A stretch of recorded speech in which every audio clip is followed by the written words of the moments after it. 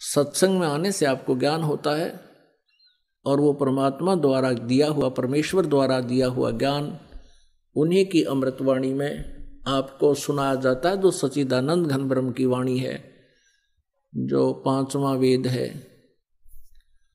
उसके आधार से परमात्मा हमें बताते हैं कि तुम जो साधनाएं करते हो, जिस लोक में रह रहे हो, ये काल का लोक है और यहां कोई भी प्राणी सुखी नहीं है।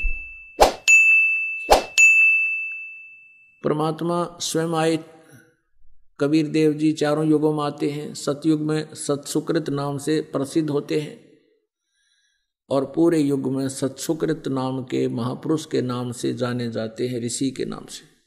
त्रेता युग में मुनिंदर नाम से उनकी प्रसिद्धि होती है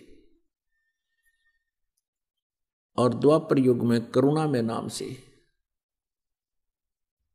और कलयुग के अंदर उन कबीर नाम से, उनके वास्तविक नाम से ही वो प्रकट होते हैं। यही नाम रखवाते हैं जो उनका वास्तविक नाम है, कबीर देव, कबीर साहब। अपनात्मा परमात्मा वैसे भी अन्य कई रूपों में प्रकट होते रहते हैं, लेकिन कबीर देव जो उनका नाम है, ये इस युग में प्रसिद्ध रहेगा।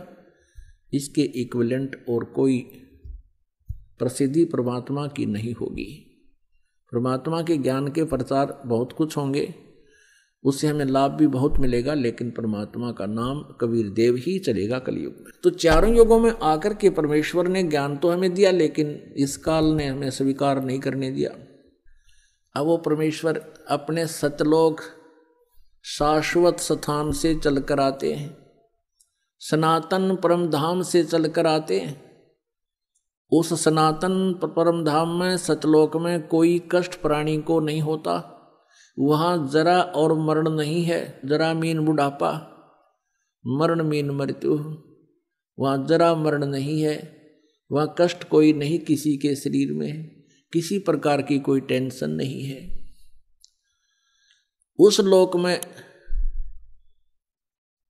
हमें जाने से लाभ होगा, सर्व सुख होंगे। उसका भेद काल ने छुपा दिया और ऑप्शन छोड़ दिया कि उसको तो तत्वदर्शी संत बता सकते हैं, उनसे पूछ लो, मुझे नहीं मालूम। अब परमात्मा सतलोक से चलकर गति करके आते हैं और अपनी प्यारी आत्माओं को अपने विषय में पुनः जानकारी देते हैं। हमने प्रभु की परिभाषा पढ़ रखी है कि वो निराकार है। परमात्मा आते थे, स्वयं कहते थे मैं परमेश्वर हूँ, सारी सृष्टि का रचनहार हूँ, मेरा नाम कबीर है। कबीर देव जो वेदों में तुम कबीर देव पढ़ते हो वो मैं ही हूँ, और कुरान शरीफ में जो तुम अल्लाहु अकबर कबीरा खबीरा पढ़ते हो वो भी मैं ही हूँ, मेरी ही महिमा का गुणगान है। लेकिन सभी धर्मों के धार्मिक व्यक्ति भ्रमित हैं, सभी परमात्मा को निराकार मान रहे हैं और प्रत्येक ने शास्त्रविद साधना करके कंप्लीट साधना ना मिलने से, पूर्ण साधना ना मिलने से, भक्ति ना मिलने से बहुत कुछ ट्राई की, प्रयत्न किए, परमात्मा ना मिलने से ये बात अपना अनुभव पूरे समाज में प्रोड्यूस कर दिया, पूरे समाज में भर दिया कि परमात्मा निराकार है।